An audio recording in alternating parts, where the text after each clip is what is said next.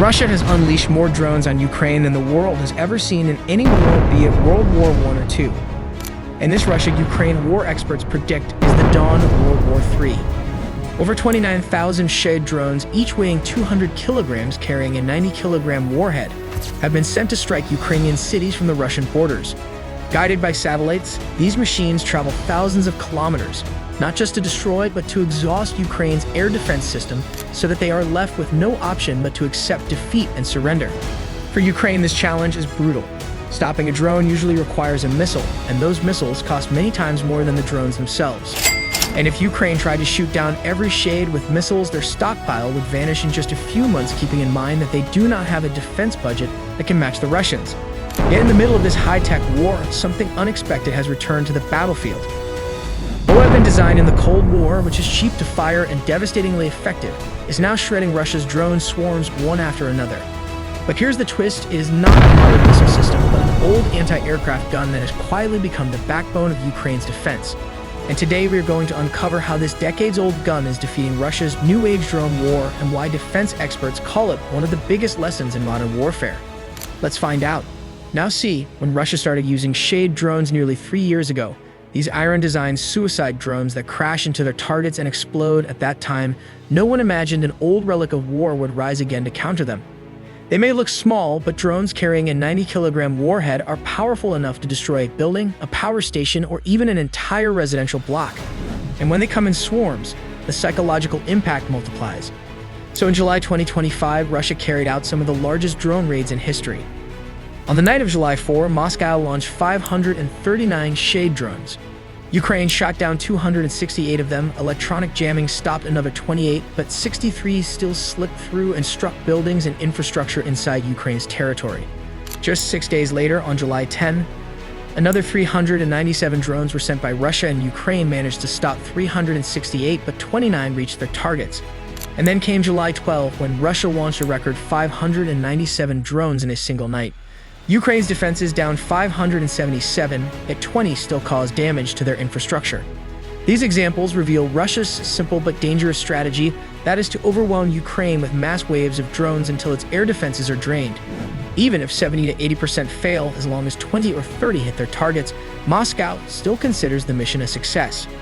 Now, how to counter a drone attack on paper sounds simple. Like a drone appears, and you shoot it down with a missile. Sounds easy, right? But the real problem becomes clear when you look at the numbers and the cost. A Shahed drone costs Russia somewhere between $50,000 and $150,000 to produce and launch. For Ukraine, shooting it down with a surface-to-air missile costs at least $500,000 and sometimes up to $3 million. That means, in many cases, Ukraine is spending nearly 20 times more money to destroy a single drone than Russia spends to launch it. Take the example of the Patriot missile system. It was designed to strike targets as far as 145 kilometers away. But the problem is that Lockheed Martin only assembles about 600 of these missiles every year. Each one costs several $million.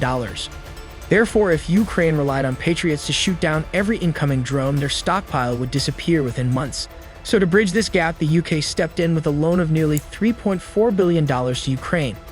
And with that money, Ukraine purchased around 5,000 lightweight missiles.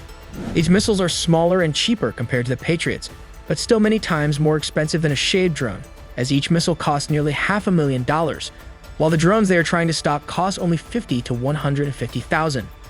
And that is exactly why Russia feels confident in its strategy. Moscow knows that if Ukraine depends only on missile-based defense, it will burn out both financially and militarily. Smart move by President Putin here. Now, to counter President Putin's smart mind here, what Ukraine desperately needed was a weapon that was not only cheap but also sustainable.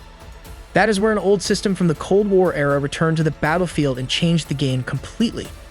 The high cost and limited supply of missiles forced Ukraine to rely on a weapon no one expected. That weapon is the German-made Gepard self-propelled anti-aircraft gun. It was designed during the Cold War and was retired from Germany's inventory decades ago, but for Ukraine, it has become nothing less than a lifeline. The Gepard is a tracked vehicle that looks like a tank, but instead of a heavy cannon, it carries two radar-guided 35mm Oerlikon autocannons. That radar means even a small, fast-moving drone cannot escape its aim. When it fires, the guns unleash a storm of rounds so quickly that they create a dense cloud of projectiles. In just a short burst, multiple drones can be shredded mid-air. According to Ukrainian crews, there have been moments when a single Gepard destroyed several Shahed drones with one burst of fire. This efficiency is possible because drones have fragile bodies and a single 35mm impact is enough to rip them apart instantly. The best part is that the system is reliable and relatively simple to operate. Ukraine now has around 80 Gepard units, some provided directly by Germany and others sent through the US and allied partners. These vehicles may be old, but on the battlefield their value is priceless for Ukraine. Once Gepard guns replaced missiles as a frontline defense, Ukraine suddenly had a tool that could take on swarm drone attacks both economically and effectively. It is a rare example of a Cold War design turning into one of the most powerful weapons of 21st century drone warfare. In war, there is always one simple equation, that is, the side with the cost advantage can fight longer. In 2023, Germany had already donated its Cold War stockpile of these rounds to Ukraine. After that, Berlin signed a $181 million contract with Rheinmetall to produce 300,000 new rounds. This gave Ukraine a steady supply line. Another contract added 180,000 more rounds scheduled for delivery the following year. These massive batches of ammunition mean Ukraine now has enough stock to face wave after wave of incoming swarms. And here is where the real cost advantage appears. Russia sends a $100,000 drone and Ukraine destroys it with just $3,000 to $4,000 worth of ammunition. That cost advantage has become Ukraine's formula for survival. But there is another hidden layer to this story that often gets overlooked, and that is time. War is not just a battle of money, it is also a battle of logistics and tempo. Russia has been launching more than 2,000 Shahed drones per month on average, not only to strike infrastructure but to exhaust Ukraine's defenses day after day. Yet Gepard guns have disrupted that rhythm. Every time a drone is taken down with $3,000, $4,000 worth of ammunition, Ukraine is not just saving money, it is preserving its precious missile stockpiles. Those saved Patriots and others are then redirected toward fighter jets and cruise missiles, which are the real high-value threats. Another crucial factor is morale. According to surveys from the Kiev School of Economics, civilian anxiety peaked during the 2023 drone raids. But with Gepards now deployed on the front lines, local officials reported a noticeable drop in panic inside shelters. When people witness drones being shredded within seconds, it creates not just a tactical victory, but a psychological one.